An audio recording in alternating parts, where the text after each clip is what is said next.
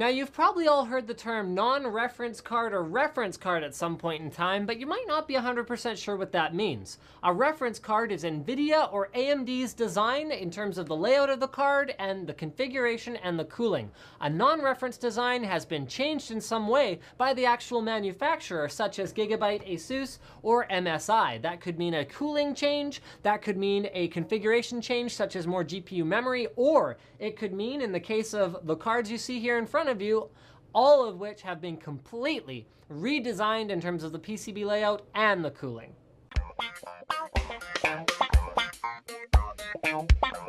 But what's the benefit of a non-reference card? Wouldn't you want the design made by NVIDIA?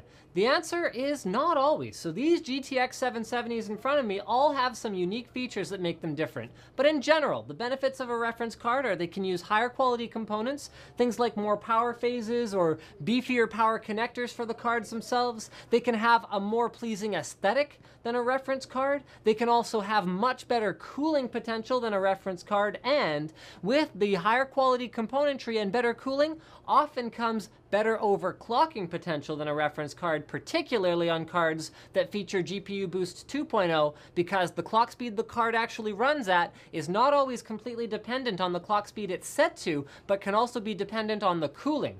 Last but not least, because these cards are more overclockable, they will often come with higher than reference clock speeds right out of the box before you even do any of your own overclocking. So we're going to start with what's special about the GTX 770 Lightning from MSI. It has pretty much all of the features that we've seen from them, including dual 10-centimeter dust-proof propeller fans, so they're optimized for optimal airflow, and they spin backwards on startup to keep dust from gunking up your cooler. It also has their GPU reactor technology on the back, which allows more current to be delivered to the GPU itself. It uses two 8-pin PCI Express connectors for more beefy power delivery, as well as a super pipe heat pipe that is a thicker style of heat pipe. It has a backplate on the back of the card, which allows for a slightly better cooling of some of the componentry on the back, and features their military class 3 concept of more robust components, allowing for better power delivery and better clock speeds. It does come pre-overclocked and supports triple over voltage, which means you can overvolt not only the GPU, but also the memory and the VTT of the GPU itself, as well as temperature monitoring for not just the GPU, but also other important components on the card through MSI Afterburner, which is their overclocking utility.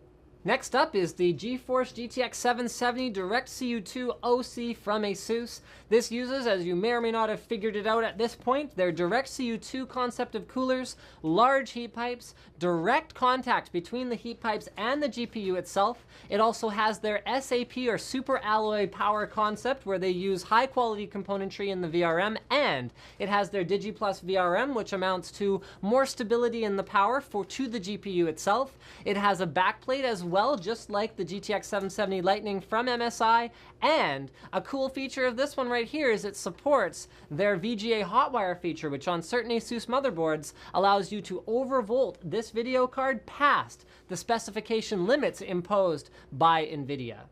Next up, we have the Gigabyte WindForce GTX 770. This is the highest clocked out of the box, out of the 3 cards we have here today, and it uses 3 fans on their WindForce cooler, which has 6 copper heat pipes and is designed to dissipate up to 450 watts of heat. This particular card does not have a backplate. However, you can clearly see that it has a fully custom PCB, just like the other 2, and what Gigabyte's done in order to achieve those higher clock speeds is make sure that the components being used are of the highest quality as well, although they don't have a specific branding such as SAP or military class for what they're using on this board. So stay tuned, we're going to talk cooling results.